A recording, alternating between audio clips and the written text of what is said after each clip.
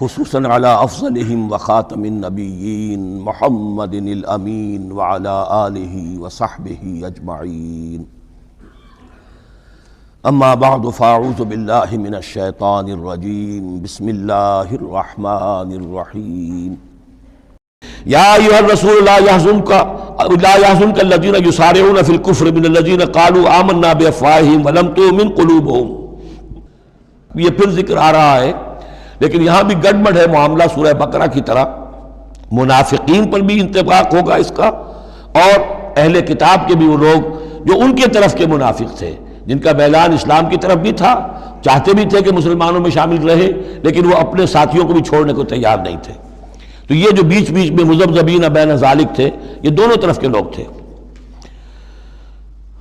یا ایھا الرسول لا يحزنک الذین یسارعون فی الکفر، اے رسول صلی اللہ علیہ وسلم، نہ غمگین ہو آپ ان لوگوں کی سرگرمیوں سے، بھاگ دوڑ سے، کہ جو کفر کے ضمن میں بڑی سرگرمی دکھا رہے ہیں۔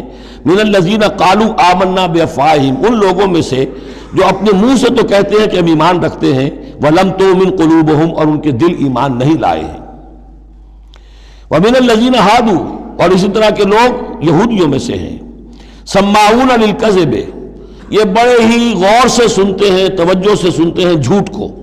سماعون لقوم آخرین، اور یہ سنتے ہیں کچھ اور لوگوں کے لیے، یعنی ایک تو یہ ہے کہ ان کی جھوٹی باتیں بڑی توجہ سے سنیں گے، شیاطین جو ہیں ان کے، وَإِذَا خَلَوْا إِلَىٰ شَيَاطِينِهِمْ قَالُوا إِنَّا مَعَكُمْ إِنَّمَا نَحْنُ مُسْتَهْزِئُونَ۔ پھر یہ کہ ان کی طرف سے جاسوس بن کر آئیں گے مسلمانوں کے ہاں، کہ یہاں بڑی توجہ سے بات سنتے ہیں تاکہ جا کے رپورٹ کر سکے، آج محمد نے یہ کہا، آج فلاں معاملہ ہوا صلی اللہ علیہ وسلم۔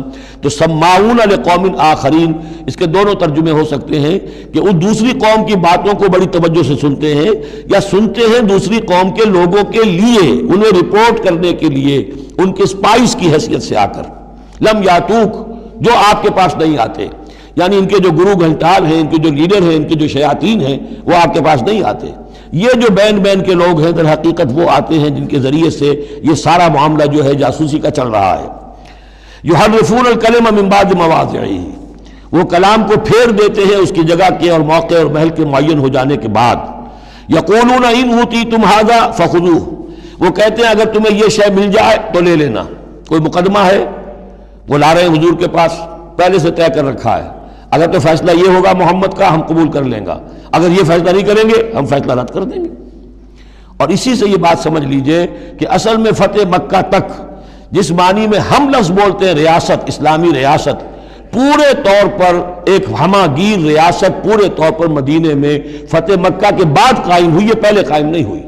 ورنہ کسی ریاست میں دو جوڈیشل سسٹمز نہیں ہو سکتے، ایک ریاست ایک عدالتی نظام۔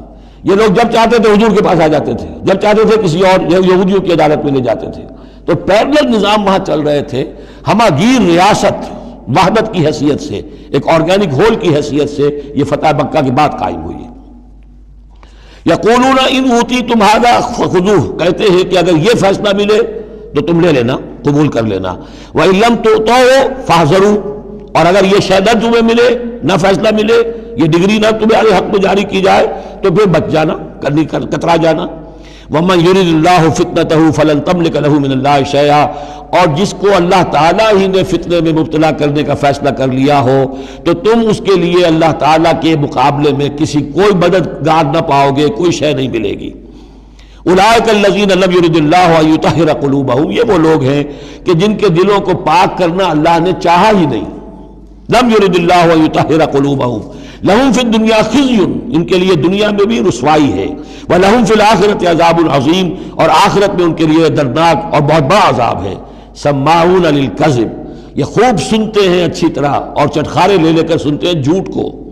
اکالون للسحت، خوب کھانے والے ہیں پیٹ بھر بھر کر حرام کے۔ فَإِن جَاءُوكَ، پھر اگر یہ آپ کے پاس آئیں، فَحْكُم بَيْنَهُمْ، آپ چاہیں تو ان کا مقدمہ لیں اور فیصلہ کریں، او عارض عنہم، آپ چاہیں تو ان کا مقدمہ لینے سے انکار کر دیجیے، کیونکہ نیتیں ان کی نیک نہیں ہیں، وہ آپ کا فیصلہ لینے نہیں آئے، طے کیے بیٹھے ہوئے پہلے سے کہ اگر فیصلہ یہ ہوگا تو قبول کر لیں گے ورنہ ہم لوٹ کے آ جائیں گے۔ تو ایسے لوگوں پر اپنا وقت ضائع کرنا جو ہے اس کو کوئی ضرورت نہیں ہے۔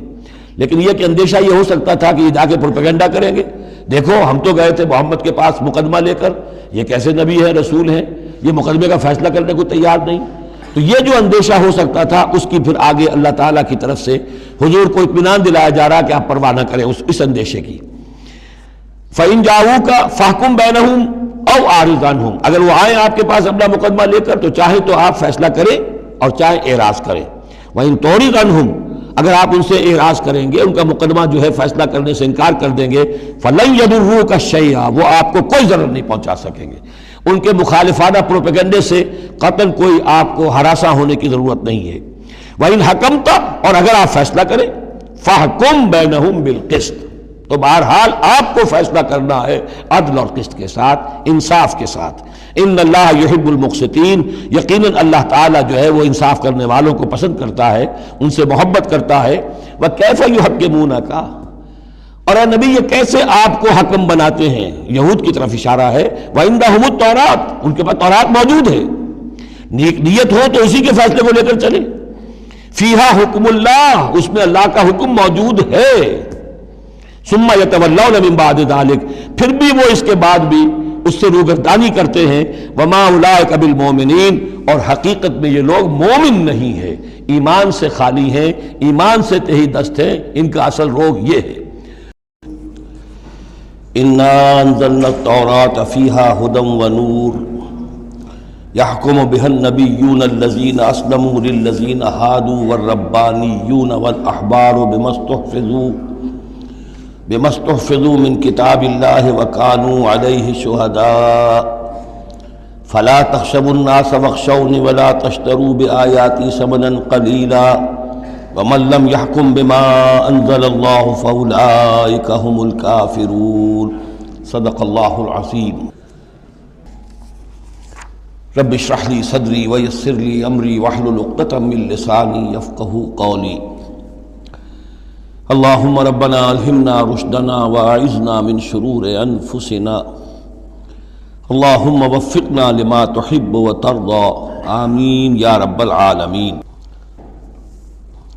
سورہ مائدہ کا یہ 7واں رکوع جو اب ہم پڑھنے لگے ہیں اور جو حسن اتفاق سے 7 ہی آیات پر مشتمل ہے، یہ بھی قرآن حکیم کے بہت اہم مقامات میں سے ہے. اور اس میں بہت سخت تہدید ہے، تنبیہ ہے، دھمکی ہے ان لوگوں کے لیے کہ جو کسی آسمانی شریعت پر ایمان کے دعوے دار ہوں اور پھر اس کے بجائے کسی اور قانون کے اوپر اپنی زندگی گزار رہے ہوں. قرآن حکیم میں عام طور پر، جیسا کہ میں مختلف مواقع پر نوٹ بھی کراتا رہا ہوں، طویل صورتوں میں کہیں تو 3 آیتوں کے چھوٹے گروپ آپ کو ملیں گے جو بہت جامع ہیں، جیسے سورہ آل عمران کی آیات 102، 103، 104 نہایت جامع ہیں. اسی طریقے سے ابھی سورہ مائدہ کے اندر بھی ایک اور مقام آئے گا 3 آیات پر مشتمل، نہایت جامع. کہیں کہیں 7 آیتوں پر مشتمل مقامات ہوتے ہیں جو بہت جامع ہیں، جیسے 7 آیتیں سورہ بقرہ کے 5ویں رکوع کی کہ بنی اسرائیل سے خطاب میں جو ابتدائی انداز تھا دعوت کا، اس کے ضمن میں وہ بمنزلہ فاتحہ ہے. اسی طرح یہ مسلمان امتوں کے ضمن میں قانون شریعت کی تنفیذ اور اس کی جو اہمیت ہے، اور اگر اس پر عمل نہ کیا جائے تو اس کا اللہ تعالیٰ کی نگاہ میں کیا مقام ہے، اس مسئلے پر یہ اہم ترین مقام ہے. یہ اس کا یوں سمجھیے کہ ذروۂ سنام ہے. انا انزلنا التوراۃ، ہم نے ہی نازل فرمائی تھی تورات. فیہا ہدی و نور، اس میں ہدایت بھی تھی، نور بھی تھا. یحکم بہا النبیون، اس کی بدولت یا اس کے ذریعے سے فیصلہ کرتے تھے انبیاء کرام. الذین اسلموا، ظاہر بات ہے وہ تمام جو انبیاء کرام تھے وہ خود بھی اللہ کے فرما بردار تھے. للذین ہادوا، ان لوگوں کے درمیان کے جو یہودی ہوئے، یعنی یہودیوں کے لیے یہ شریعت تھی تورات. اور انبیاء کرام، جیسا کہ میں نے حدیث آپ کو سنائی ہے، کانت بنی اسرائیل تسوسہم الانبیاء، کہ بنی اسرائیل کی سیاست اور حکومت کا معاملہ جو ہے، انتظام و انصرام انبیاء کے ہاتھ میں ہوتا تھا. تو ظاہر بات ہے وہی فیصلے کرتے تھے.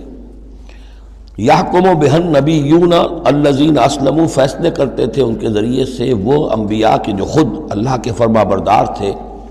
یہودیوں کے معاملات میں، اور فیصلے کرتے تھے والربانیون، اور جو ان میں درویش ہوتے تھے، اللہ والے ہوتے تھے، علماء ہوتے تھے، علماء حق، والاحبار، اور علماء ربانیون کہنا چاہیے زیادہ، اللہ والے یعنی جو صوفیہ ہمارے ہاں مثلا اولیاء اللہ، اور احبار علماء کے لیے ہے، بمستحفظوا من کتاب اللہ، بسبب اس کے کہ ان کو نگران بنایا گیا تھا، ان سے حفاظت طلب کی گئی تھی اللہ کی کتاب کی، یعنی اللہ کی کتاب کی حفاظت کا ذمہ دار بنایا گیا تھا علماء کو کہ تمہیں اس کی حفاظت کرنی ہے۔ وَكَانُوا عَلَيْهِ شُهَدَاءَ، اور وہ اس پر گواہ تھے۔ فَلَا تَخْشَوُا النَّاسَ وَاخْشَوْنِي، تو ان سے کہہ دیا گیا تھا کہ تم اللہ سے مت ڈرو، مجھ سے ڈرو، تم لوگوں سے مت ڈرو، مجھ سے ڈرو۔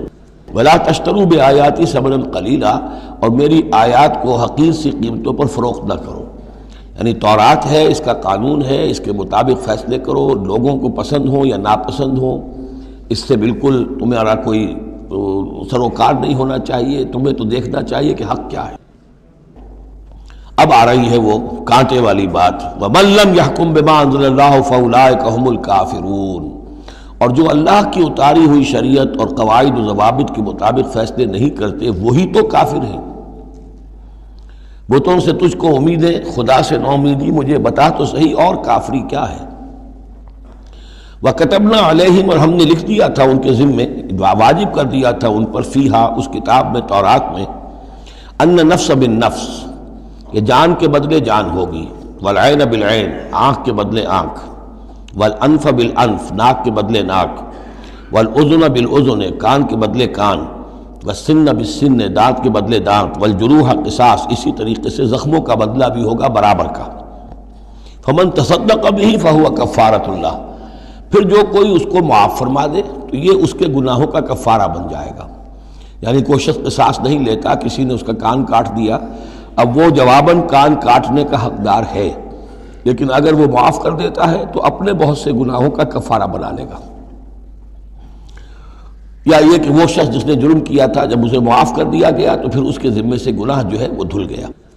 وَمَن لَّمْ يَحْكُم بِمَا أَنزَلَ اللَّهُ فَأُولَٰئِكَ هُمُ الظَّالِمُونَ، اب دوسری مرتبہ دہرا کر بات آئی، اور جو فیصلہ نہیں کرتے اللہ کی اتاری ہوئی شریعت کے مطابق تو وہی تو ظالم ہے، اور ظالم یہاں بمعنی مشرک، ان الشرک لظلم عظیم، ایک قانون اللہ کا ہے، ایک قانون انسانوں کا ہے، ایک رواج کا ہے، ایک رومن لا ہے، ایک فلاں ہے، ایک پاکستانی قانون ہے۔ اب آپ فیصلے کس کے تحت کر رہے ہیں؟ اللہ کے قانون کے تحت یا کسی اور کے تحت؟ گویا کہ اب آپ نے اللہ کے قانون کے ساتھ ساتھ کسی اور کے قانون کو مان لیا، یہی شرک ہے۔ وَقَفَّيْنَا عَلَىٰ آثَارِهِمْ بِعِیسیٰ ابْنِ مریم، پھر ان کے نقش قدم پر ہم نے بھیجا عیسیٰ ابن مریم کو، مصدقا لما بین یدیہ من التوراۃ، وہ آئے تصدیق کرتے ہوئے اس کی جو ان کے سامنے موجود تھا تورات میں سے، وآتیناہ الانجیل، اور ہم نے انہیں انجیل عطا کی ہے، فیہ ھدی و نور، اس میں بھی ہدایت بھی تھی، نور بھی تھا، ومصدقا لما بین یدیہ من التوراۃ، اور وہ تصدیق کر رہی تھی انجیل بھی اس کی جو تورات میں سے اس کے سامنے موجود تھا، وہدی و موعظۃ للمتقین، اور وہ ہدایت تھی، رہنمائی تھی، اور موعظہ تھی، نصیحت تھی تقوی والوں کے لیے۔ وَلْيَحْكُمْ أَهْلُ الْإِنجِيلِ بِمَا أَنزَلَ اللَّهُ فِيهِ، اور چاہیے کہ انجیل کے ماننے والے فیصلہ کریں اسی کے مطابق جو انجیل میں ہے۔ وَمَن لَّمْ يَحْكُمْ بِمَا أَنزَلَ اللَّهُ فَأُولَٰئِكَ هُمُ الْفَاسِقُونَ، اور جو لوگ نہیں فیصلے کرتے اللہ کے اتارے ہوئے احکام اور قوانین اور شرائع کے مطابق تو وہی تو فاسق ہیں، وہی تو سرکش ہیں، وہی تو ناہنجار ہیں۔ اب یہ ایک رکوع میں 3 مرتبہ دہرا کر یہ الفاظ آئے، وَمَن لَّمْ يَحْكُم بِمَا أَنزَلَ اللَّهُ فَأُولَٰئِكَ هُمُ الْكَافِرُونَ وَمَن لَّمْ يَحْكُم بِمَا أَنزَلَ اللَّهُ فَأُولَٰئِكَ هُمُ الظَّالِمُونَ وَمَن لَّمْ يَحْكُم بِمَا أَنزَلَ اللَّهُ فَأُولَٰئِكَ هُمُ الْفَاسِقُونَ۔ اب اس کو سامنے رکھیے، اور دنیا میں جو مسلمان ممالک ہیں، کتنے مسلمان ہیں جن میں کہ اسلام کا پورا نظام قائم ہو؟ کتنے ملک ہیں؟ کہاں ہے کہ جہاں اسلام کی شریعت اور قرآن کی شریعت نافذ ہو؟ تو گویا کہ ہم اگرچہ انفرادی اعتبار سے مسلمان ہیں لیکن نظام جو ہے ہمارا وہ کافرانہ ہے۔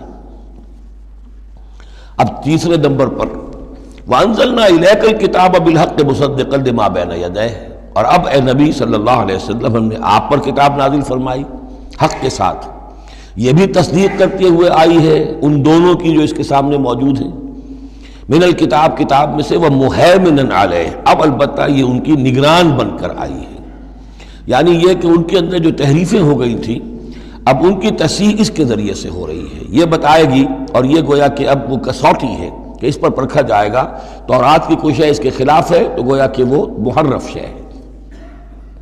فَحْكُمْ بَيْنَهُمْ بِمَا أَنزَلَ اللَّهُ، تو اب آپ کا فرض بھی ان کے درمیان فیصلہ کیجئے اسی شریعت کے مطابق، قانون کے مطابق جو اللہ نے نازل فرمائی۔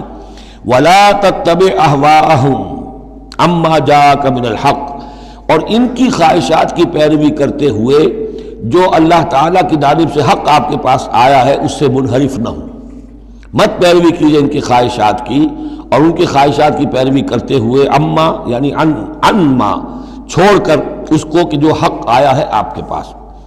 لِكُلٍّ جَعَلْنَا مِنْكُمْ شِرْعَةً وَمِنْهَاجًا، تم سب کے لیے ہم نے ایک شریعت، ایک دستور اور ایک طریقہ کار جو ہے وہ طے کر دیا۔ یہ آیت بڑی اہم ہے، جہاں تک تو شریعت کا تعلق ہے تو یہ تو پہلے سے بہت واضح بات ہے، سب کو معلوم ہے۔ شریعت موسوی شریعت محمدی میں فرق ہے، صلی اللہ علیہ وسلم علیہ الصلاۃ والسلام۔ منہاج میں بھی فرق ہے، اس پر توجہ جو ہے اکثر و بیشتر جیسی ہونی چاہیے ہوتی نہیں ہے۔ مقصد یہ کہ حضرت موسیٰ علیہ السلام کے منہاج میں ہم یہ دیکھتے ہیں کہ وہ ایک مسلمان امت کے لیے بھیجے گئے تھے، وہ امت جو کہ دبی ہوئی تھی، پسی ہوئی تھی، اس میں اخلاقی خرابیاں بھی تھیں، اس میں اور بھی دینی اعتبار سے ذوف بھی تھا، زوال بھی تھا، لیکن وہ آل فرعون کے ظلم و ستم کا تختہ مشق بنی ہوئی تھی۔ تو حضرت موسیٰ علیہ السلام کی بعثت میں یہ چیز بھی شامل تھی کہ ایک بگڑی ہوئی مسلمان امت کو کافروں کے تسلط سے، ان کے غلبے سے بچائے۔ اس کا ایک خاص طریقہ کار ہے جو اللہ تعالیٰ نے انہیں عطا فرمایا۔ حضرت عیسیٰ علیہ السلام بھی ایک مسلمان قوم کے اندر مبعوث کیے گئے، یہودیوں میں، وہ مسلمان تھے، اور ان میں یہ ہے کہ علماء کے اندر بہت سا فطور پیدا ہو چکا تھا، بڑا فساد آ چکا تھا، اخلاقی، روحانی، ان کے معاشرے کے اندر گراوٹ تھی، دین کے صرف ظاہری احکام اور دین کے صرف قانونی اور ظاہری پہلو کے اوپر توجہ رہ گئی تھی، مقاصد دین، روح دین جو ہے وہ نگاہوں سے اوجھل ہو گئی تھی۔ تو اس اعتبار سے حضرت مسیح علیہ السلام کے لیے اللہ تعالیٰ نے ایک خاص منہاج جو ہے، خاص طریقہ کار انہیں عطا فرمایا۔ محمد الرسول اللہ صلی اللہ علیہ وسلم کو بھیجا گیا جو بالکل مشرک تھے، ان پڑھ تھے، کسی نبی کے نام سے بھی ناواقف تھے سوائے حضرت ابراہیم کے، اور وہ بھی نبی کی حیثیت سے نہیں، اپنی جد امجد کے طور پر، کوئی شریعت نہیں، کوئی کتاب نہیں، ضلوا ضلالا بعیدا، ان میں بھیجا گیا، اور ان میں سے آپ نے اپنی دعوت اور تبلیغ کے ذریعے سے ایک عظیم جماعت برپا کی، صحابہ کرام کی، اس کو حزب اللہ بنایا، ایک پارٹی بنایا، اور پارٹی بنا کر پھر انہوں نے کفر اور شرک کے خلاف، اور ائمۃ الکفر جو ہیں، کفر کے جو رہنما تھے اور جو سربراہ تھے، ان کے خلاف جہاد کیا، قتال کیا، اور بالآخر اللہ کے دین کو قائم کیا۔ یہ منہاج ہے محمد الرسول اللہ صلی اللہ علیہ وسلم کا۔ تو لِكُلٍّ جَعَلْنَا مِنْكُمْ شِرْعَةً وَمِنْهَاجًا، ہم نے سب کے لیے ایک شریعت اور ایک طریقہ کار، ایک منہاج، ایک منہج عمل جو ہے وہ معین کیا۔ وَلَوْ شَاءَ اللَّهُ لَجَعَلَكُمْ أُمَّةً وَاحِدَةً، اللہ چاہتا تو تم سب کو ایک ہی امت بنا دیتا، وَلَكِنْ لِيَبْلُوَكُمْ فِي مَا آتَاكُمْ، لیکن اللہ کی حکمت اس کی متقاضی ہوئی کہ جس کو جو کچھ دیا گیا ہے اب اس کے حوالے سے اس کو آزمائے۔ اب ہمارے لیے اصل اسوہ حضرت موسیٰ نہیں ہے، اصل اسوہ حضرت عیسیٰ نہیں ہے۔ لَقَدْ كَانَ لَكُمْ فِي رَسُولِ اللَّهِ أُسْوَةٌ حَسَنَةٌ، تمہارے لیے اے مسلمانوں اسوہ ہے اللہ کے رسول محمد صلی اللہ علیہ وسلم کی ذات مبارکہ میں۔ حضرت عیسیٰ نے شادی نہیں کی، ہمارے لیے اسوہ نہیں ہے۔ حضور نے تو فرمایا النکاح من سنتی، ساتھ ہی فرمایا من رغب عن سنتی فلیس منی۔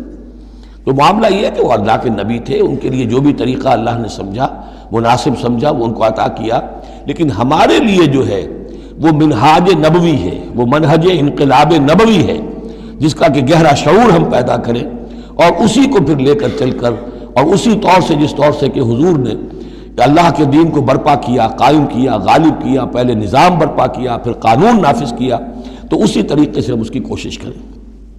فاستبقوا الخیرات، تو تم نیکیوں میں ایک دوسرے سے آگے نکلنے کی کوشش کرو۔ الی اللہ مرجعکم جمیعا، تم سب کا لوٹنا ہے اللہ ہی کی طرف۔ فینبئکم بما کنتم فیہ تختلفون، تو وہ تمہیں جتلا دے گا ان چیزوں کے بارے میں جن میں تم اختلاف کرتے رہے تھے۔ وان احکم بینہم، پھر دوبارہ حضور سے تاکید کے ساتھ دوبارہ کہا، اور فیصلہ کیجئے ان کے مابین۔ بما انزل اللہ، اس شریعت کے مطابق جو اللہ نے اتاری ہے، ولا تتبع اہواہم، اور ان کی خواہشات کی پیروی نہ کیجیے۔ آج ہم کن کی خواہشات کی پیروی کر رہے ہیں؟ جو بھی ہمارے سیاسی ذمہ دار ہیں، جو بھی نمائندے ہیں، جو چاہتے ہیں قانون بناتے ہیں، بیٹھ کر ایک دن میں جو چاہے حکم لگا دیں، فیصلہ کر دیں، ہم ان کے پابند ہیں۔ ہم تو ان کی پیروی کر رہے ہیں، اللہ کے حکم کی پیروی تو نہیں کر رہے، الا یہ کہ ایک زبردست تحریک اٹھائیں، زبردست جماعت بنائیں، طاقت بنائیں، قربانیاں دیں، جانیں دیں، اور اس کے بعد یہ کہ نظام بدلے اور اللہ کے دین کو قائم کریں۔ یہاں حضور سے کہا جا رہا ہے کہ آپ ان کی خواہشات کی پیروی نہ کیجیے۔ وَأَنِحْكُمْ بَيْنَهُمْ بِمَا أَنزَلَ اللَّهُ وَلَا تَتَّبِعْ أَهْوَاءَهُمْ وَاحْذَرْهُمْ أَن يَفْتِنُوكَ عَن بَعْضِ مَا أَنزَلَ اللَّهُ إِلَيْكَ، اور ان سے بچتے رہیے، بی آن دی گارڈ، آپ اپنی حفاظت کیجیے، ایسا نہ ہو کہ یہ بچلا دے آپ کو ان چیزوں سے کہ جو اللہ تعالیٰ نے آپ کی طرف نازل کی ہے۔ دباؤ رہے گا، ہر طرف کا پریشر آئے گا، لیکن آپ کو کھڑے رہنا ہے اس شریعت پر کہ جو اللہ تعالیٰ نے آپ پر نازل فرمائی ہے۔ فَإِن تَوَلَّوْا، پھر اگر وہ روگردانی کرے، فَاعْلَمْ، تو جان لیجئے، أَنَّمَا يُرِيدُ اللَّهُ أَن يُصِيبَهُم بِبَعْضِ ذُنُوبِهِمْ، کہ اللہ تعالیٰ انہیں ان کے بعض گناہوں کی سزا دینا چاہتا ہے۔ یہ ہے کانپنے والا مقام۔ اگر ہم اپنے اس ملک کے اندر اسلام کو قائم نہیں کرتے اور ہماری ساری کوشش کے باوجود وہ نہیں ہو رہا، تو اس کے کیا معنی ہے؟ اللہ کے عذاب کا کوئی کوڑا مقدر ہو چکا ہے۔ وَإِن تَوَلَّوْا فَاعْلَمْ أَنَّمَا يُرِيدُ اللَّهُ أَن يُصِيبَهُم بِبَعْضِ ذُنُوبِهِمْ، اگر وہ پیٹھ موڑ لیں، انکار کریں، تو جان لو کہ اللہ تعالیٰ در حقیقت ان کے گناہوں کی پاداش میں کوئی پکڑ اور کوئی اِنَّ بَطْشَ رَبِّكَ لَشَدِيدٌ کے مصداق کوئی سزا انہیں دینا چاہتا ہے۔ وَإِنَّ كَثِيرًا مِّنَ النَّاسِ لَفَاسِقُونَ، اور اس میں تو کوئی شک ہی نہیں ہے کہ لوگوں میں اکثر جو ہیں، بہت سے لوگ وہ فاسق ہیں، نافرمان ہیں۔ أَفَحُكْمَ الْجَاهِلِيَّةِ يَبْغُونَ، تو کیا یہ جاہلیت کے فیصلے چاہتے ہیں؟ جاہلیت کہتے ہیں اس دور کو جو حضور کی بعثت سے قبل کا دور ہے۔ تو کیا اب بھی یہ دستور، ہمارا دستور، ہماری روایات، ہماری ریت، اس کے فیصلوں پر چلنا چاہتے ہیں؟ جیسے کہ مسلمان زمیندار کھڑا ہو کر انگریز کی عدالت میں کہا کرتا تھا کہ ہمیں اپنی وراثت کے مقدمات کے فیصلوں میں شریعت کا فیصلہ نہیں چاہیے، ہمیں رواج کا چاہیے، مسلمان کہتے تھے۔ افحکم الجاہلیت یبغون، تو کیا یہ جاہلیت کا حکم چاہتے ہیں؟ ومن احسن من اللہ حکما لقوم یوقنون، تو اللہ تعالیٰ کے حکم و فیصلے سے بہتر کس کا حکم ہو سکتا ہے؟ لیکن کن کے حق میں؟ جو یقین رکھنے والے ہوں۔ اللہم ربنا اجعلنا منہم، ہمیں اللہ تعالیٰ اس یقین اور ایمان حقیقی کی دولت سے سرفراز فرمائے۔ بارک اللہ لی ولکم فی القرآن العظیم ونفعنی وإیاکم بالآیات والذکر الحکیم۔